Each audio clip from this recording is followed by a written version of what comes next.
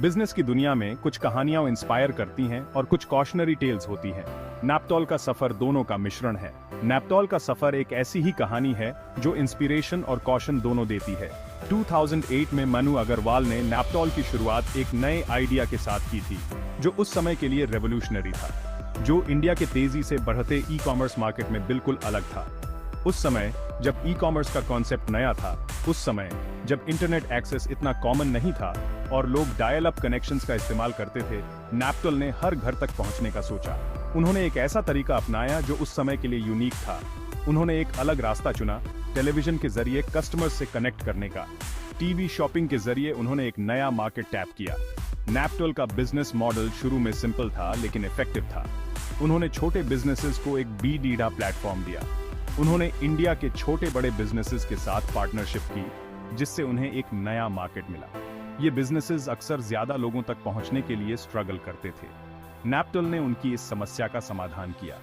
नैप्टोल ने उन्हें एक ऐसा प्लेटफॉर्म दिया जहां वो लाखों व्यूअर्स को अपने प्रोडक्ट्स दिखा सकते थे। इससे उनकी रीच काफी बियाज गई। ये तरीका उन कस्टमर्स के लिए खास तौर पर फायदेमंद था जो छोटे शहरों में रहते थे, जहां ऑप्शंस लिमिटेड थे और जहां बड़ी शॉपिंग मॉल्स या स्टोर्स नहीं थे। नैप्टोल ने इन कस्टमर्स को भी एक नया शॉपिंग एक्सपीरियंस दिया। नैप्टोल की कामयाबी का सबसे बड़ा रीजन था टेलीविजन एडवर्टाइजिंग का यूज। उन्होंने टीवी के माध्यम से अपने प्रोडक्ट्स को घर घर तक पहुंचाया। जहां बाकी e commerce companies online marketing पर ध्यान दे रही थीं, नैप्टोल ने टेलीविजन की पावर को पहचाना। उन्होंने टीवी को एक पोटेंट टूल के रूप में देखा। उन्होंने ऐसे एंगेजिंग और इंफॉर्मेटिव टेलीविजन कमर्शियल्स बनाने में इन्वेस्ट किया जो अलग अलग प्रोडक्ट्स दिखाते थे। ये कमर्शियल्स न केवल आकर्षक थे बल्कि बहुत ही इंफॉर्मेटिव भी थे। ये कमर्शियल्स बस एडवर्टाइजमेंट्स नहीं थे, ये मिनी शॉपिंग चैनल्स जैसे थे। हर कमर्शियल एक छोटे शॉपिंग एक्सपीरियंस जैसा था।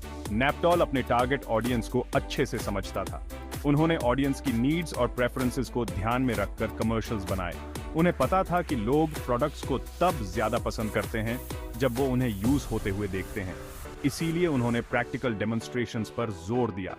कमर्शियल्स में प्रोडक्ट्स को डिटेल में दिखाया जाता था, उनके फीचर्स और बेनिफिट्स को आसान भाषा में समझाया जाता था। इससे व्यूअर्स को प्रोडक्ट्स के बारे में पूरी जानकारी मिलती थी। ये तरीका व्यूअर्स को पसंद आया, खास तौर पर उन लोगों को जो ऑनलाइन शॉपिंग से वाकिफ नहीं थे। टीवी ने उन्हें एक नया शॉपिंग प्लेटफॉर्म दिया। कुछ समय के लिए तो नैप्टोल का यह तरीका काम करता दिख रहा था। उन्होंने अच्छी ग्रोथ देखी, अपने प्रोडक्ट्स की लिस्ट बढ़ाई और नए कस्टमर्स बनाए। लेकिन इस तेजी से फैलने का एक नुकसान भी हुआ। ग्रोथ बनाए रखने के चक्कर में नैप्टोल ने क्वालिटी से ज्यादा क्वांटिटी पर ध्यान देना शुरू कर दिया। कस्टमर को वैल्यू देने की बजाय बस प्लेटफॉर्म पर प्रोडक्ट्स की संख्या बढ़ाने पर जोर दिया जाने लगा। इससे नैप्टोल पर बिकने वाले प्रोडक्ट्स की क्वालिटी कम होने लगी। एडवर्टाइजमेंट्स में अक्सर प्रोडक्ट्स को गलत तरीके से दिखाया जाता था और कस्टमर को जो प्रोडक्ट मिलता था वो अक्सर एडवर्टाइजमेंट में दिखाए गए प्रोडक्ट से अलग होता था।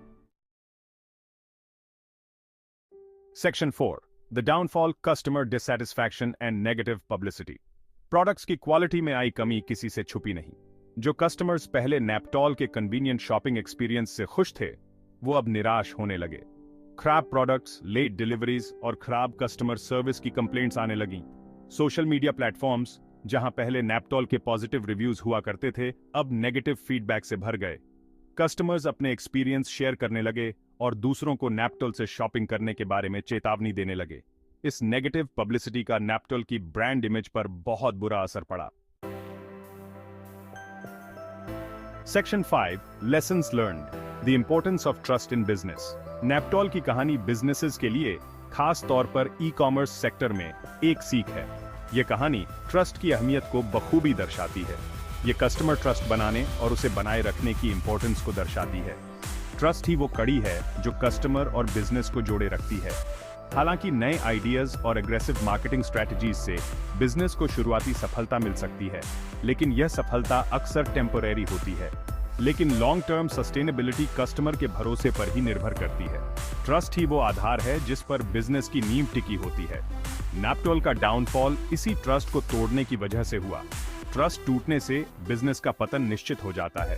क्वालिटी से ज्यादा क्वांटिटी पर ध्यान देकर और कस्टमर सर्विस को नजरअंदाज करके उन्होंने अपने कस्टमर्स को निराश किया।